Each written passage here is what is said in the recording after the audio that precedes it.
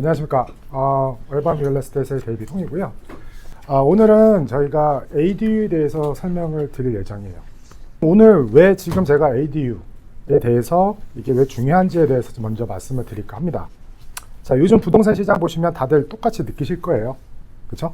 예전에는 시장이랑 많이 달라졌죠. 제가 한 20년 넘게 이 업계에서 느끼면서 한 가지 느낀 거는 시장이 바뀌면 돈 버는 방식도 이제 조금씩 바뀐다는 거죠. 그래서 지금 시장이 딱 그런 시점이라고 저는 생각을 하는데요. 먼저 큰 그림부터 보겠습니다. 일단은 왜 ADU를 해야 되냐는 이유에서 제가 볼 때는 이제 LA와 오렌지 시장, 그러니까 오렌지 카운티 시장이 단순히 이제 집이 부족한 게 아니라 구조적으로 주택 자체가 부족한 시점이라는 거죠. 이건 일시적인 문제가 아니었고 인구 대비 공급, 즉 얘기해서 지속적으로 부족했던 구조적인 문제였다라는 거예요. 그렇죠? 이거는 단기간 해결할 수도 없는 부분이기도 하고요. 근데 여기서 최근에 이제 우리가 뭐 2022년 후부터 이자 계속 상승을 하다가 23년도 초 들어가면서 조금씩 내려가는 추세라고 생각했다가 최근에 전쟁이니 뭐니 해서 다시 이자가 또 올라가고 있는 이 반복적인 거를 제가 보고 있는 중이죠.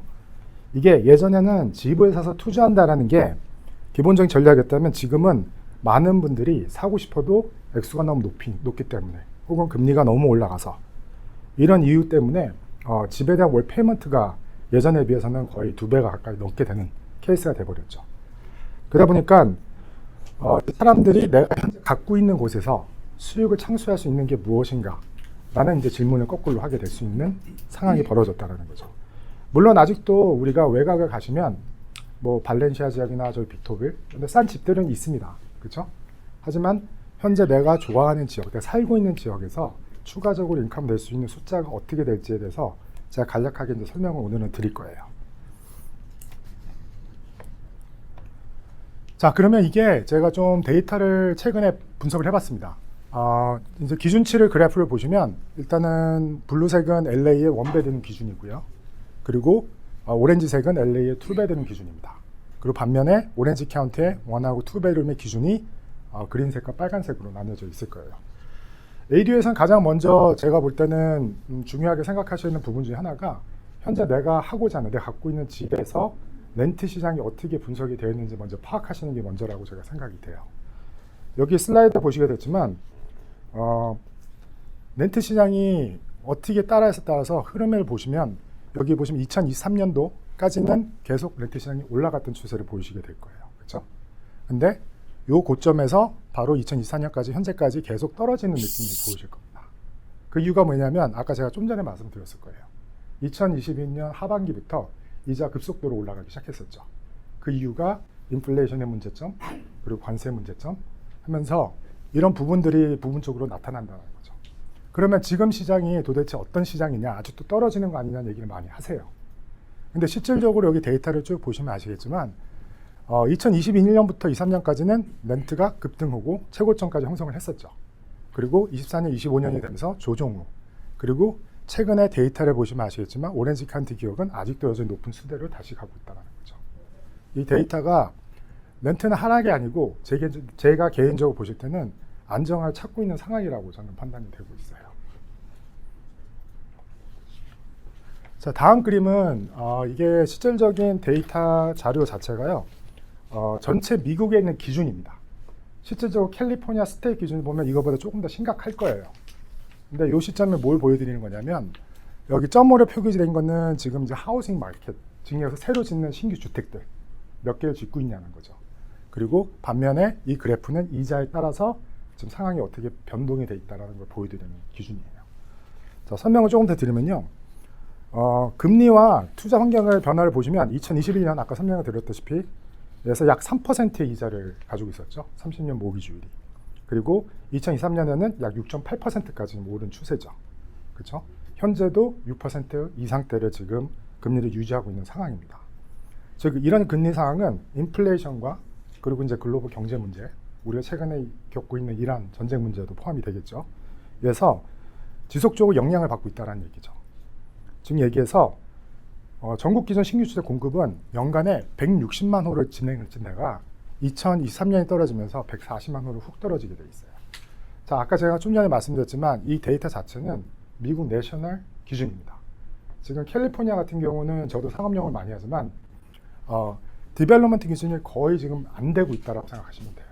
그 이유 중 가장 큰 이유는 일단은 개발업자들이 보통 디벨롭을 하기 위해서 주로 하는 게 이제 우리가 얘기하는 컨스트럭션 론이라는 걸 발생을 시켜야 됩니다. 그렇죠? 그러면 이 사람들이 땅을 사고 집을 지으려고 하는데 지금 자재비도 올라갔고 이자가 너무 높은 거죠. 즉 내가 짓더라도 그 짓는 동안에는 캐리언 커스트라는 부분이 너무 높이 올라가 있다는 거예요. 즉 내가 다 짓고 팔아도 숫자가 나오지 않는다는 거죠. 그러다 보니까 집을 못 지고 있는 상황이 지금 진행이 되고 있는 현재 상태도 그렇고요. 실질적으로 지금도 많은 디벨로퍼들이 지금 짓는 거는 안 하려고 해요. 근데 이제 타운에 보시면 짓고 있는 프로젝트들을 많이 보이실 거예요. 그거는 거의 2023년, 22년도에 시작했던 친구들이에요. 자, 그러면 왜 ADU일까요? 이 ADU에 대한 이유는 첫 번째는 처음에 말씀드린 주택 부족 해결을 위한 정부에서 정책형이라는 거죠. 자, 처음에도 말씀드렸지만 서플라이 디맨드에 대한 공식을 제가 좀 설명을 드렸는데 캘리포니아 주 자체에서 이제 여러분들한테 밀어주는 정책이에요. 자, 여기 좀 다음 세션에서 저희 진사 씨께서 조금 더 자세하게 설명을 드리겠는데 개발을 하려면 많은 서류들이 들어가야 돼요. 복잡한 서류들도 들어가고 비용도 많이 들어가죠. 근데 지금 캘리포니아 정책에서 지금 주택이 부족하니까 너네 있는 집에 집을 줘. 대신 내가 프로세스 빨리 해줄게. 이런 형태로 지금 진행이 되고 있다는 거예요. 즉 정부 자체 스테이트에서 밀어주는 정책이라는 거죠. 자, 이 이름은 더 이야기해서 사람들이 생각하실 때 그러면 이 주택 부족을 위해서 어떤 형태가 정책이 바뀌어지냐. 요거에 대해서 제가 조금 더 자세하게 뒤에서 얘기를 설명을 드릴 겁니다. 그리고 두 번째 A를 짓는 이유 중 한 가지는 이제 가족들이 거주하고 멀티 세대 그리고 임대 등 유연하게 주거 활동할 수 있게끔 만드는 정책이고요. 그리고 많은 분들이 헷갈려 하시는 게 저희가 질문을 이거 하려고 할 때 SB9에 대해서 설명을 많이 하셨어요. SB9과 비슷한 거 아닙니까? 근데 SB9이라는 정책은 서브 디비전이에요. 즉 얘기해서 이건 두플렉스가 아니에요. 인컴유닛 사는 게 아니고 현재 갖고 있는 주거용 내가 살고 있는 집에서 에디션이 또 하나의 집을 만들 수 있게끔 구조를 짜주는 거지 이게 인컴으로 이루어지지는 않는다는 거죠. 그러니까 우리가 평균적으로 생각하는 두플렉스나 추플렉스처럼 인컴에 대한 개념이 아니고 너가 살고 있는 집에서 엑스트라 인컴 벌어 라고 정책적으로 풀어주는 거라는 거죠. 즉 얘기해서 SB9은 내가 있는 땅에서 땅을 자르고 그 땅을 하나를 더 만들어서 두 개의 유닛을 간다고 생각하시는 게 편하시겠죠. 그렇죠? 근데 여기는 자르는 게 아니고요. 내가 갖고 있는 보유한 땅 안에서 하나의 집을 엑스트라 짓는 거죠. 이렇게 표현하시면 조금 더 쉬우실 것 같아요. 그래서 내 집안에 만드는 독립된 추가 주거 유닛이 만들어진다는 게 핵심 포인트가 되는 거죠. 그리고 기존 자산을 활용해서 추가적인 인컴을 창출할 수 있다. 요게 이제 메인 포인트가 될 거고요. 즉 자산 가치 상승과 현금 흐름 확보가 가능한 프로젝트다 라고 얘기해 드릴 수가 있어요. 자, 그러면 ADU하고 제가 이제 JADU라는 컨셉 두 가지가 있는데요. 차이점을 두시면 ADU는 attach, 즉 예를 들어서 현재 갖고 있는 메인 하우스에서 붙여서 질 수 있는 공간. 그렇죠? 두 번째는 detach죠. 내 집이 아니고 외부 저기 바깥에 따로 별도로 만들 수 있는 공간. 이 두 가지가 외부가 가능하고요. 자두 같은 경우는 저희가 이제 얘기할 때 현재 있는 집에서 대부분 이건 이제 그라지 컨버전을 많이 사용을 하시는데 그라지를 사용해서 만드는 공간. 근데 두 가지의 레귤레이션이 조금씩 틀립니다. 자, attach는 기존 주택의 최대 50% 또는 800스퀘어 기준 적용이 가능합니다. 1200까지 가능해요. 그렇죠? detach 역시 하나를 짓는데 1200까지는 가능합니다. 자, 그리고 자두 같은 경우는 최대 500스퀘어이 맥시멈이에요. 다 조건은 완전 독립이 돼야 된다는 거예요. 즉 그래서 키친과 베드룸이 따로 돼야 되는 거고요. 그리고 자두 같은 경우는 베드룸 공유가 가능합니다. 단 조건부가 좀 붙어요. 자, 먼저 첫 번째는 ADU 같은 건 별입 출입문이 필수 조건이 돼야 되는 거고요. 자두도 외부 출입문이 필요하지만 내부적 연결이 가능한 거예요. 그 이유는 대부분의 지역은 ADU는 오너 오큐펜시의 리퀘어먼트가 없어요. 즉 렌트를 주셔도 상관없습니다. 근데 자두 같은 경우는 때에 따라서 컨디션에 따라서 오너가 거기서 사셔야 돼요. 즉 얘기해서 부모님이 보조 조건에 사셔야 되는 공간을 만들어줘야 된다는 게 차이점이 좀 있습니다. 그래서 인베스트먼트 쪽에서 봤을 때는 ADU 같은 경우는 임대가 가능한 수익형 부동산이 되는 거고요. 반면에 자두 같은 거는 가정용 보조 추가가 돼야 되는 조건이 될 수 있다는 것을 알고 계셔야 될 것 같아요.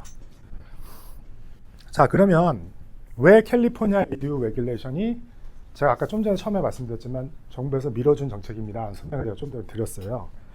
궁금하면 왜 이게 합법적으로 가능한가요? 라는 질문들을 이제 많이들 하실 거예요. 자, 캘리포니아는 가장 이제 저희가 얘기하는 게 가능성 허가가 굉장히 가능하게끔 만들어놨다는 거죠. 이게 Ministry of Approval이라고 얘기하는데 비재량 승인이에요. 보통 우리가 어떤 펄맷을 신청하고 무엇을 하면 거기에 대한 여러 가지 조건부들이 많이 붙죠. 그렇죠? 근데 이런 정책들을 굉장히 완화시켜놨다고 생각하시면 편해요. 그리고 모든 서류가 완비가 되면 60일 내내 이제 펄맷 승인을 하게끔 되어 있습니다. 보통 일반적으로 근데 이게 완벽하게 된다는 게 현실적으로 쉽지 않죠. 그렇죠? 근데 스텔라에서 미는 거는 뭐냐면 자, 너의 서류가 다 됐으면 무조건 일단 승인하고 가. 라는 조건부가 붙는다는 거예요. 그래서 일반적으로 저희가 펄맷을 타고 공사를 하기 위해서는 많은 시간이 투자가 돼야 돼요. 근데 정책적으로 스테이트에서는 뭐 CD 레귤레이션이 있더라도 먼저 빨리 진행하게끔 만들어 놓은 구조가 되어 있다는 거죠.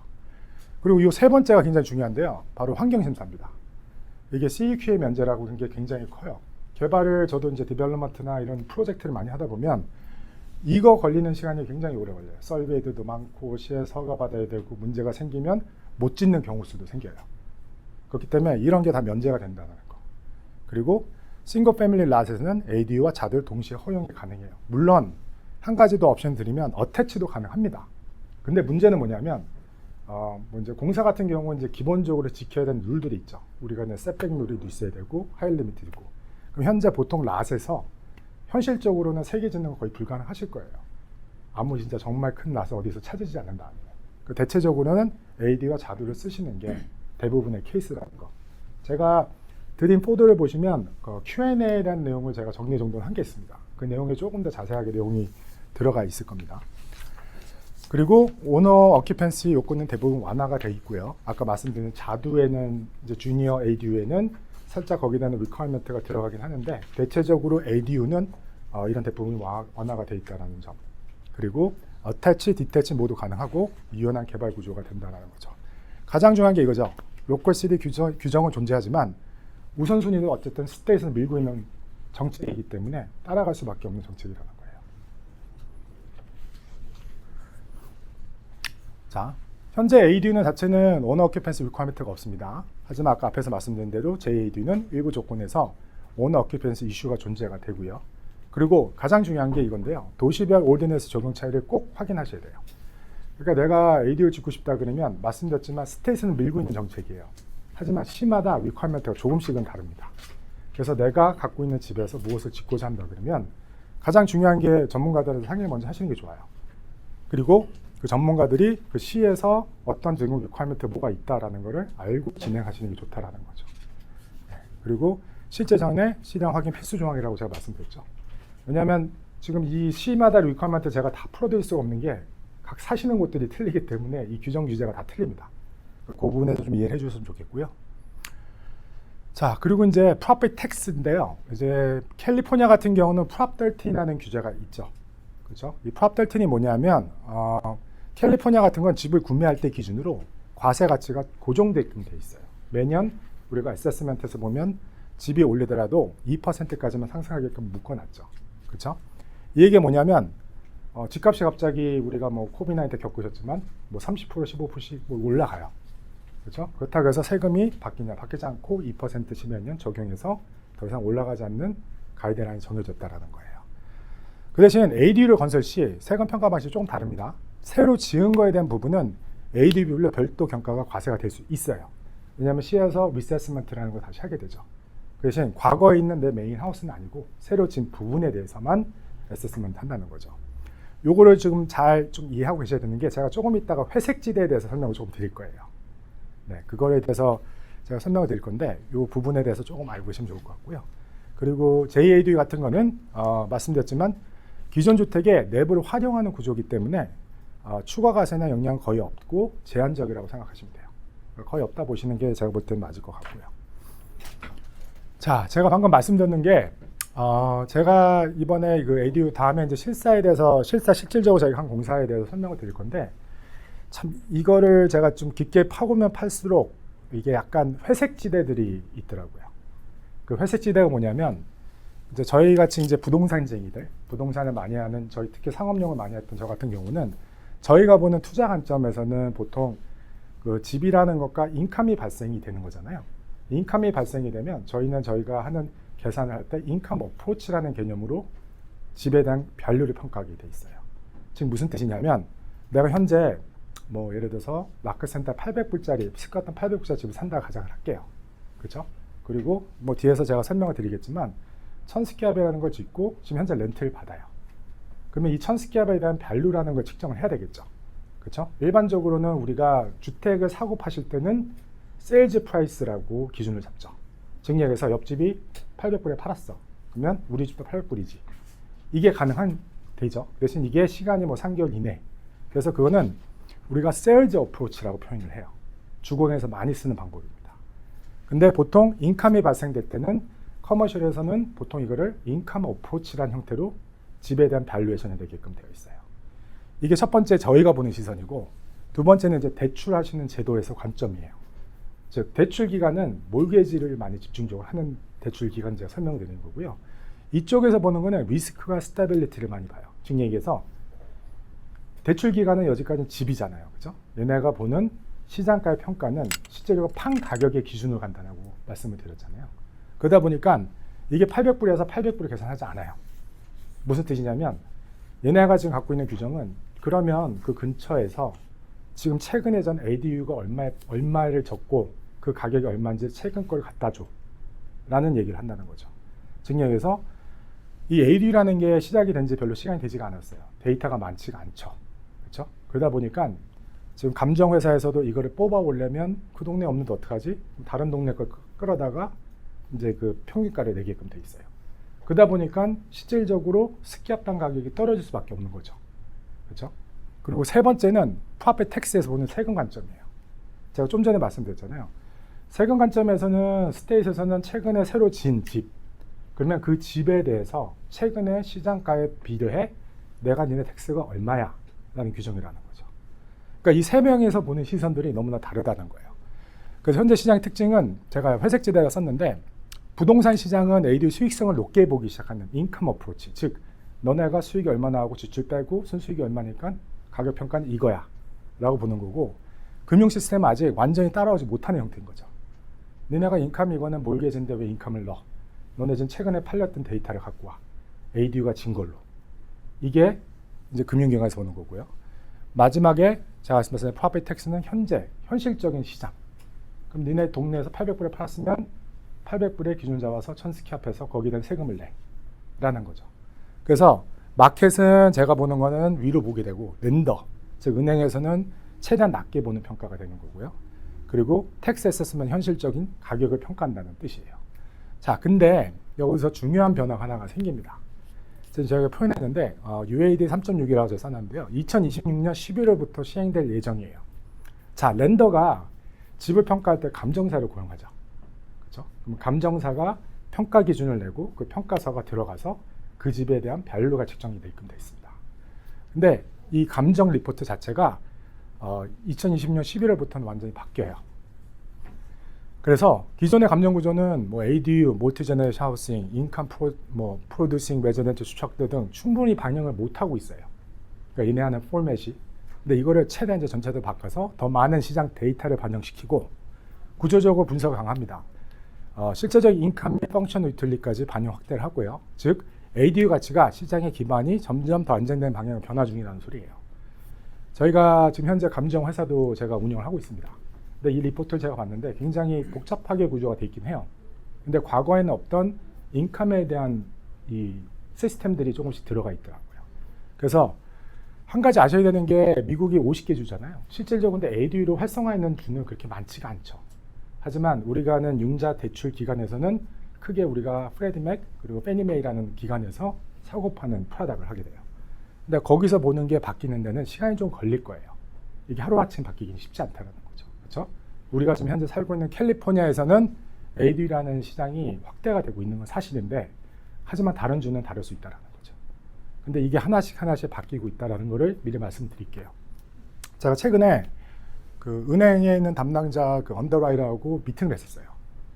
근데 제가 이 세미나를 준비할 때 한 2주 전인가 저희가 한번 리허설을 하자.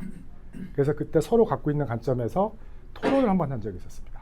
근데 그때까지만 하더라도 이제 저희가 ADU를 주면 렌더에서 보는 관점에서 만약에 서브미터, 층에서 우리가 미터기를 달잖아요. 미터기를 별도로 달 경우 융자 대출이 힘들다고 했어요. 그래서 제가 그러면 ADU 스테이션에서는 달라고 돼 있는데 안 달면 어떻게 하냐. 그래서 불과 2주 전만 하더라도 대출 안 나옵니다 였습니다. 근데 제가 3일 전에 통화를 했어요. 다시. 그래서 언더라이트라고 얘기했는데 근데 이게 바뀌었어. 이제 미터 달아도 돼. 단 레코딩 할 때 너네가 ADU라는 펄맷은 꼭 신청해야 돼. 라고 바뀐 거죠. 근데 지금 제가 말씀드린 이 기간이 불과 한 달이 안 된 기간을 얘기해 드리는 거예요. 그러니까 계속 렌더에서도 이 ADU가 확성화가 되다 보니까 가이드라인을 조금씩 바꾸고 있다는 걸 알려드리고 싶어서 제가 설명을 드린 겁니다. 자, 그럼 이제 실제적인 케이스 스터디를 제가 하나 드릴게요. 자, 이게 실질적으로 제가 ADU로 진 건데요. 당시 주소는 4947 뉴욕 애비뉴 라크센터에 있는 물건입니다.